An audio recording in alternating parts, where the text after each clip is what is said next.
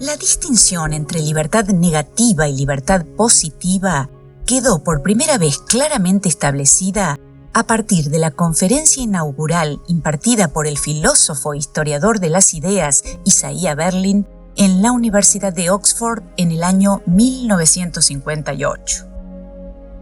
Esta conferencia fue publicada ese mismo año bajo el título Dos conceptos de libertad y posteriormente formó parte de una compilación de artículos titulada Cuatro ensayos sobre la libertad de 1969.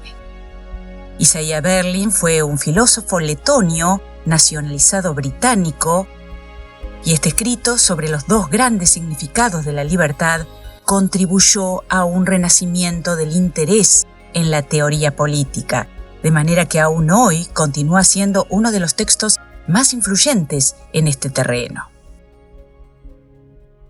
Al comienzo de su artículo, Berlin alude a este tema como el problema central de la política, dado que involucra uno más básico, el de la obediencia y la coacción.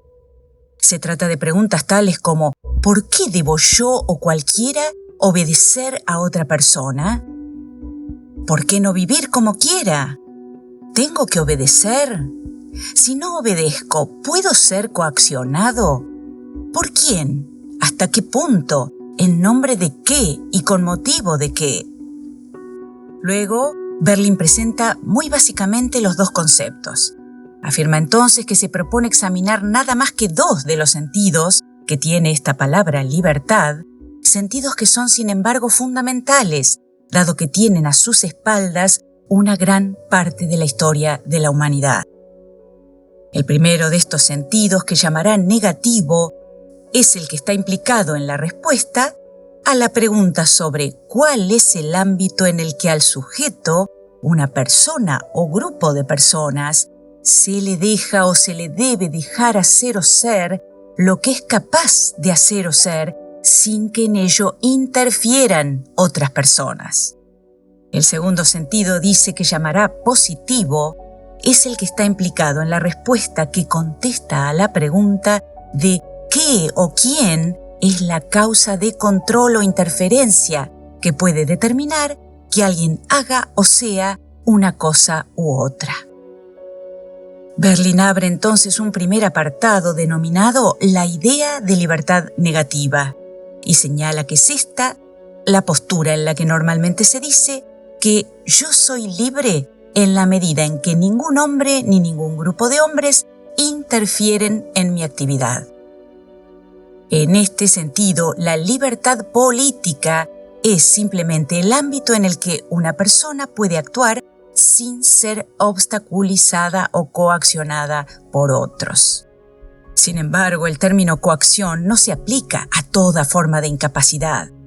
Si yo digo que no puedo saltar más de 10 metros, o que no puedo leer porque estoy ciego, o que no puedo entender las páginas más oscuras de Hegel, sería una excentricidad decir que en estos sentidos estoy oprimido o coaccionado.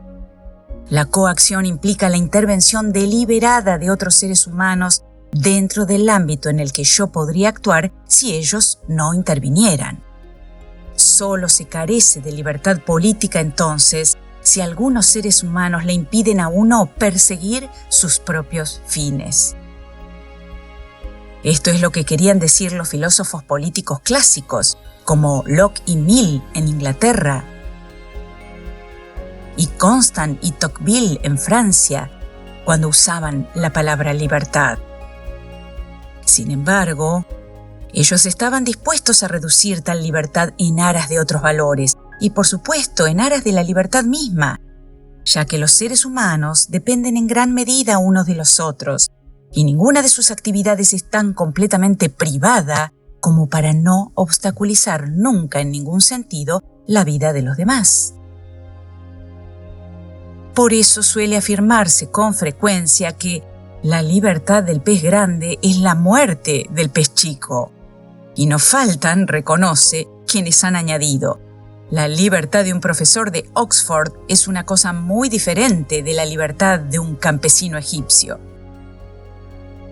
En efecto, señala Berlin, es verdad que ofrecer derechos políticos y salvaguardias contra la intervención del Estado a hombres que están medio desnudos, mal alimentados, enfermos y que son analfabetos, es reírse de su condición. Necesitan ayuda médica y educación antes de que puedan entender siquiera qué significa un aumento de su libertad o que puedan hacer uso de ella. ¿Qué es la libertad?, se pregunta, para aquellos que no pueden usarla. Como dijo un escritor radical ruso del siglo XIX, Dmitri Pisarev, hay situaciones en las que las botas son superiores a las obras de Shakespeare. La libertad individual no es la primera necesidad de todo el mundo, dice Berlin, y si mi libertad o la de mi clase o nación depende de la miseria de un gran número de otros seres humanos, el sistema que promueve esto es injusto e inmoral. Por lo tanto, hay que encontrar un compromiso práctico. No podemos ser absolutamente libres y debemos ceder algo de nuestra libertad para preservar el resto de ella y de las de los demás. ¿Cuál debe ser entonces este mínimo?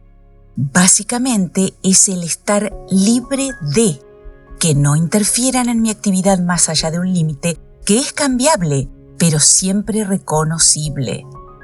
Este deseo ha sido el distintivo de una elevada civilización, afirma, tanto por parte de los individuos como por parte de las comunidades, y se deriva de una concepción de la libertad que, a pesar de sus orígenes religiosos, en su estado desarrollado recién se afirma a partir del Renacimiento y la Reforma. Sin embargo, su decadencia marcaría la muerte de una civilización y de toda una concepción moral. Es entonces cuando Berlin pasa a analizar la idea de libertad positiva y afirma que el sentido positivo de la palabra libertad se deriva del deseo por parte del individuo de ser su propio dueño. Quiero que mi vida y mis decisiones dependan de mí mismo y no de fuerzas exteriores, sean estas del tipo que sean. Quiero ser sujeto y no objeto. Quiero ser alguien, no nadie. Quiero actuar, decidir, no que decidan por mí, es decir, concebir fines y medios propios y realizarlos. Sobre todo, quiero ser consciente de mí mismo como ser activo, que piensa y que quiere, que tiene responsabilidad de sus propias decisiones y que es capaz de explicarlas en función de sus propias ideas y propósitos. De este modo, aunque parezcan dos facetas de lo mismo, lo central para Berlin aquí es que las ideas positiva y negativa de la libertad se desarrollaron históricamente en direcciones divergentes, hasta que al final, considera él, entraron en conflicto directo la una con la otra. La clave para Berlin está en la metáfora del ser dueño de uno mismo, que en sus comienzos fue, quizás, inofensiva. Yo soy mi propio dueño, no soy esclavo de ningún hombre. Pero ya en los platónicos como en los hegelianos y otras corrientes, dice, surge la idea de que también podemos ser esclavos de nuestras propias y desenfrenadas pasiones. ¿Acaso no han tenido los seres humanos la experiencia de liberarse de la esclavitud de la naturaleza, dándose cuenta de que hay un yo que domina, por una parte, y por otra algo de ellos que es sometido? Y entonces, mi yo verdadero, ideal o autónomo, o mi yo mejor, se contrapone al impulso irracional, a los deseos no controlados, a mi naturaleza inferior. Pero más aún, dice Berlin, muchas veces en la historia se entendió que estos dos yos pueden estar representados como separados por una distancia aún mayor. Puede entonces concebirse al verdadero yo como algo que es más que el individuo, como un todo social, una tribu, una raza, una iglesia, un estado, del que el individuo es meramente un elemento o aspecto. Esta entidad comunitaria se identifica entonces como el verdadero yo que imponiendo su única voluntad colectiva u orgánica a sus miembros, logra la suya propia, imponiendo una libertad pretendidamente superior para estos individuos.